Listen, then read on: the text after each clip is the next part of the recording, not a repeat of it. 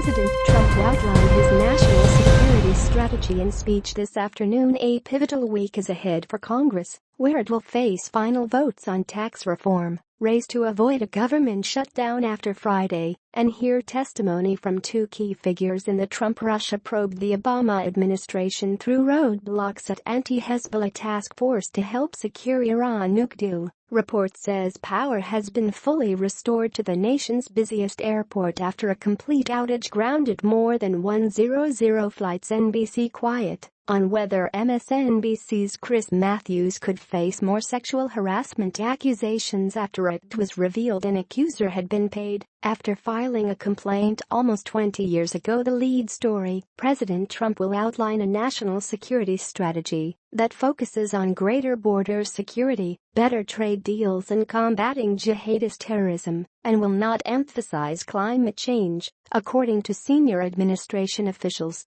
President Trump's strategy will focus on four pillars: protecting the homeland, promoting American prosperity, preserving peace through strength, and advancing American influence abroad.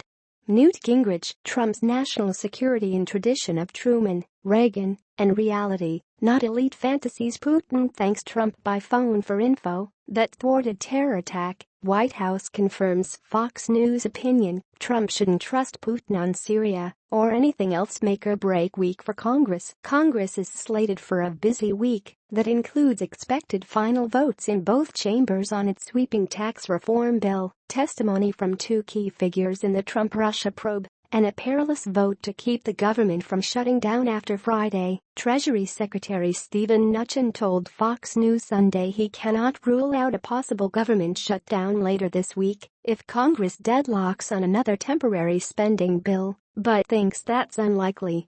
Shuttering the federal government would be a political nightmare for both parties, especially ahead of next year's congressional midterm elections.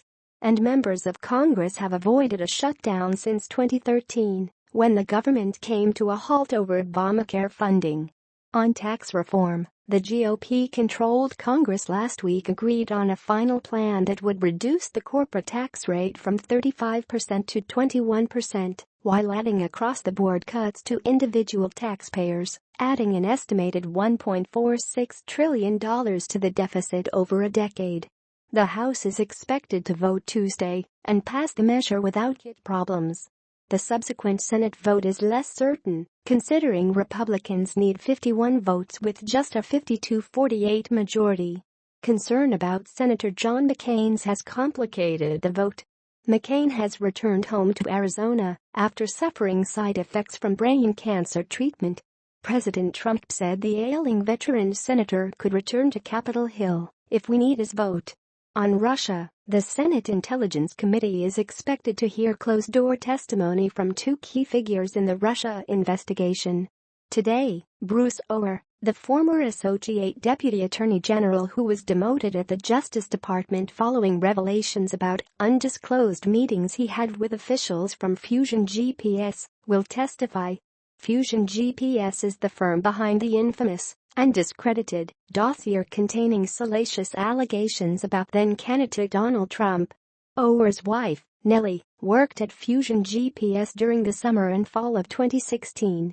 On Tuesday, Deputy FBI Director Andrew McCabe is set to appear before the House Intelligence Committee behind closed doors and face questions about Peter Strzok's role in the Hillary Clinton email investigation.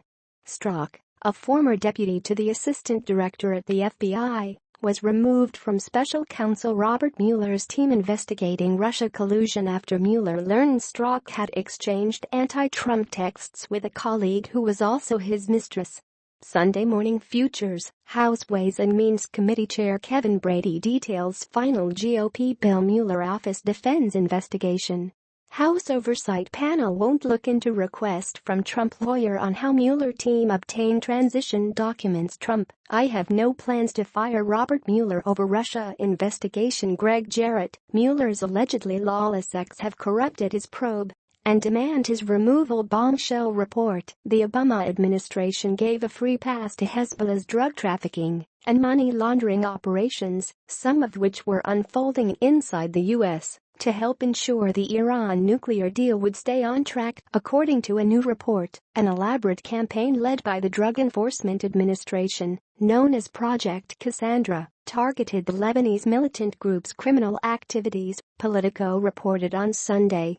But by tossing a string of roadblocks holding back the project, Obama administration officials helped allow the 35-year-old anti-Israel criminal enterprise to evolve into a major global security threat, bankrolling terrorist and military operations, the report added.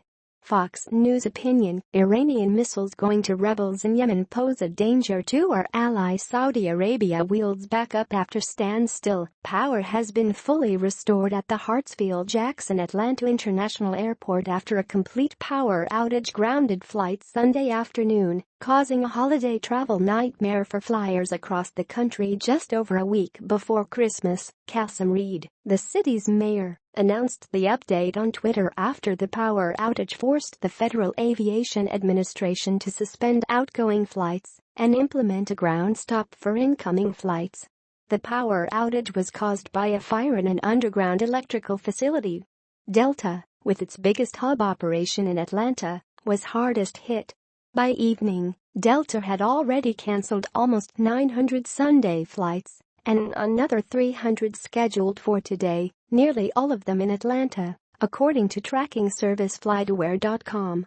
NBC mum on possibly more Matthews accusers. NBC is remaining quiet on whether other women have accused Chris Matthews inappropriate behavior after it was revealed over the weekend that the network paid money to a female staffer who said the MSNBC host had sexually harassed her, the Daily Caller first reported on the payment Saturday.